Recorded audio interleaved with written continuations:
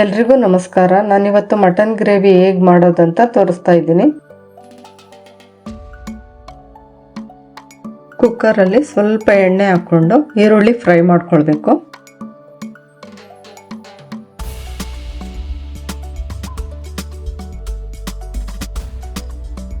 ಇಲ್ಲಿ 1 kg mutton ತೊಗೊಂಡಿದ್ದೀನಿ, ತೊಳೆದು ಈಗ ಫ್ರೈ ಮಾಡ್ಕೊಳ್ತಾ ಇದ್ದೀನಿ.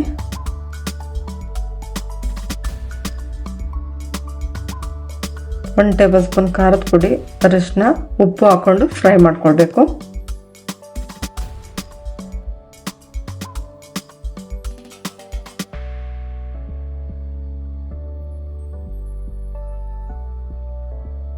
ಎರಡು ಕಪ್ ನೀರು ಸೇರಿಸ್ಕೊಂಡು 5 ವಿಷಲ್ ಕೂಗಿಸ್ಕೊಳ್ಬೇಕು.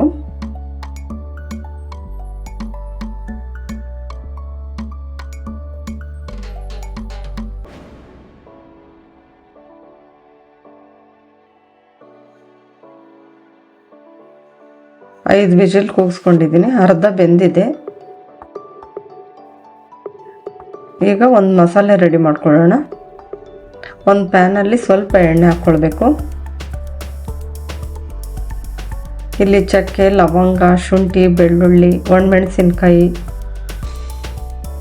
2 ಟೇಬಲ್ ಸ್ಪೂನ್ ಧನಿಯಾ, ಮೆಣಸು, ಜೀರಿಗೆ, ಗಸಗಸೆ ಹಾಕ್ಕೊಂಡು ಫ್ರೈ ಮಾಡ್ಕೊಳ್ತೀನಿ.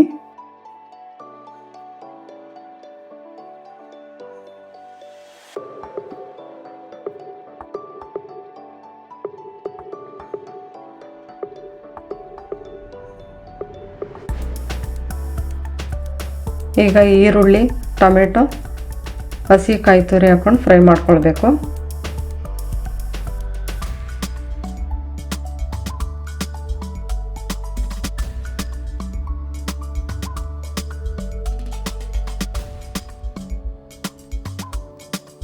ಈಗ ರುಬ್ಕೊಳ್ಬೇಕು.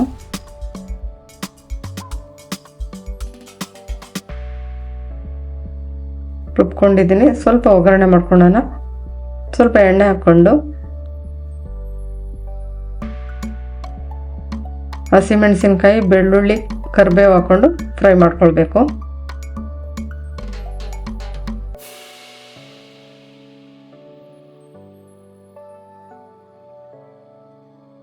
ಈಗ ರುಬ್ಕೊಂಡಿರೋ ಮಸಾಲೆ ಹಾಕ್ಕೊಂಡು ಫ್ರೈ ಮಾಡ್ಕೊಳ್ಬೇಕು. ಈ ಥರ ಮಾಡೋದ್ರಿಂದ ಗ್ರೇವಿ ತುಂಬ ರುಚಿಯಾಗಿರುತ್ತೆ.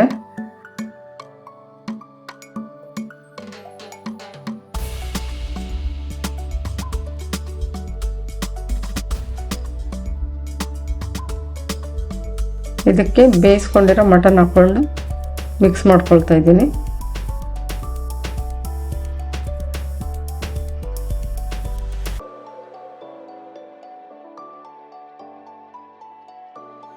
ಉಪ್ಪು ಕಡಿಮೆ ಇದ್ದರೆ ಸ್ವಲ್ಪ ಸೇರಿಸ್ಕೊಳ್ಬೇಕು. ಕಸ್ತೂರಿ ಮೇಥಿ ಸ್ವಲ್ಪ ಸೇರಿಸ್ಕೊತಾ ಇದ್ದೀನಿ. ಈಗ ಇದನ್ನೆಲ್ಲ ಮಿಕ್ಸ್ ಮಾಡಿಕೊಂಡು 15 ನಿಮಿಷ ಬೇಯಿಸ್ಕೊಳ್ಬೇಕು.